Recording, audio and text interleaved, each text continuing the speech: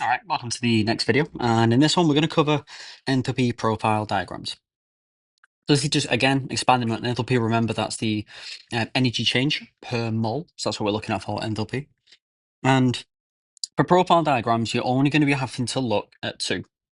You've got exothermic and endothermic. And I will explain what they mean as well. Just to recap from the previous videos, a couple of videos ago, is activation energy. It's the minimum amount of energy required for a reaction to start. And remember, with collision theory, we combine those two ideas where particles need to collide with that minimum energy in order for that reaction to start, and with the correct orientation. We're going to look at exothermic because it's the one you guys are most familiar with. So exo means outer, thermic is to do with thermal or heat energy, and then we've got reactions. So exo, we're releasing energy. Reactions that release energy with a negative delta H, with a negative enthalpy. So delta H is just enthalpy. One example here is the combustion of oxygen. So this is also the enthalpy of combustion. We know that because it releases CO2, it's burned completely in oxygen. And this time we actually have a value. So we've got negative 890 kilojoules per mole. So that's how much energy is released every time I burn 1 mole of methane. If I was to burn 2, it'd be double that. And if I was to burn 3, it'd be triple that. If we got rid of the per mole. But because it's doing per mole, even if I did 3 or 4, we're just going to divide it by 3 or 4, and we get down to that 1. So every 1 mole burns 890 kilojoules per mole.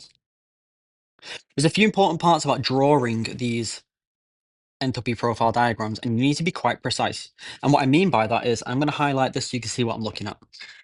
What you can see is our reactants have a higher enthalpy than our products. So our products are down here, they're a lower enthalpy.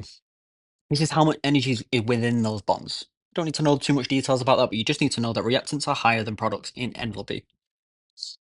We're going to put some energy in, and that's typically as the form of temperature. So we're going to increase temperature, or they're going to use those. And what's going to happen, as soon as it reaches the required energy to react, they're going to react. They're going to release all of that energy until they form a stable products. And then we now have the new enthalpy down here.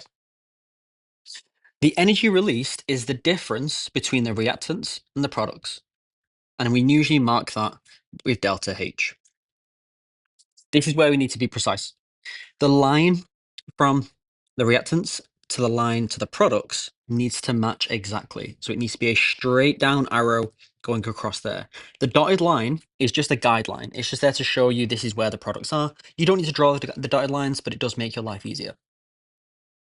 Because we're losing energy, we're releasing energy, we draw the arrow with a downward arrow.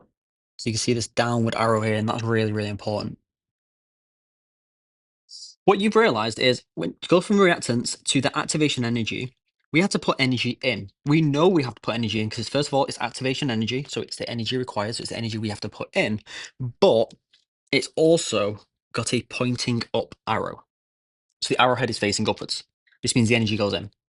The energy release is the red arrow because as we go from this, we're putting energy in, and then we're releasing the same amount of energy out as it comes all the way back down. So this part of energy is always cancelled out, and the net difference is this amount here. So it's important where you're drawing these arrows. For you, if it's exothermic, you start at the top, you do a bump, you go down, you go across. And the bump doesn't need to be perfect, but the arrows do. So the difference between your reactants and products, as close to those lines as you can. And then the activation energy is the energy required for those reactants to react. So it's from the reactants to the peak of that activation energy. When we look at endothermic, we're having the exact opposite effect. So endothermic, we're taking energy in. So it's like an entrance, the energy is coming in, thermal energy, and these are the reactions that absorb energy from those surroundings. Reactions that absorb energy are noted with a positive delta H because energy is coming in. So it's increasing the energy of that system. One example is the decomposition of calcium carbonate. And you can see here that we have delta HR because this time it's just a reaction. It's not a combustion and it's not a formation. The enthalpy here is plus 179 kilojoules per mole. So that's every time we do one of these, this is how much we release. So how much energy is released when we burn 2 of them? We double this number. Simple maths as that. Now let's have a look at the profile diagram. Just like last time, I'm going to give you an overview. We've got our reactants here at the bottom, and our reactants have a lower enthalpy than our products this time. Our products have a higher enthalpy than our reactants. This time, the energy required to react is way higher. You can see in order for me to get my reactants all the way to the point where they have enough energy to react to the activation energy, we have to put all of that energy in. So we have to take in all that energy. Once they've taken that energy, they can then react and they release that energy. So this portion, this green portion, is actually exothermic, but it's cancelled out by this portion here. The enthalpy of the reaction, so how much energy overall has changed, is the delta H, and that's the difference between your reactants and products. Again, exact same. This time, because we're going from lower to higher, our arrow is going to go from the bottom and we're going to point to the top. And that shows we have a positive enthalpy. You can see that the activation energy is much larger in an endothermic reaction. Now, if I was going to do the reverse of this, so if I were to go back in time, you can see if we go backwards, it is actually exothermic in reverse. So we start here, we have to put this energy in. So this would be our new activation energy for the reverse reaction. And then when we go down here, this arrow would no longer be pointing down, it would just simply pointing up. It just goes in the direction of the reaction you're looking at. Enthalpy profile diagrams are super simple, but you do need to get the basics right. Let's see how much we've practiced. I've got a question here for you, and you need to draw the activation energy and draw the enthalpy change of reaction. No values, just make sure you've got those arrows in the right place and you've correctly labeled them. For delta H, it's triangle H. For activation energy, it's E with a little a. Draw those arrows on this diagram over here and get you 2 marks.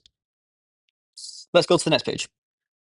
Next page, I've got another example. This has been ripped from an old past paper from a course that had very similar specifications. We've got hydrogen peroxide solution decomposes into water and oxygen. Not combustion, and it's not formation. So it's just an enthalpy of reaction. When in transition metal, platinum is added. That sounds like it's going to be our catalyst. The decomposition is exothermic. So we know the enthalpy profile diagram will be an exothermic profile. What you need to do is identify which one of these is the correct exothermic enthalpy profile diagram. Really, really easy questions, really, really short. Have a go at this.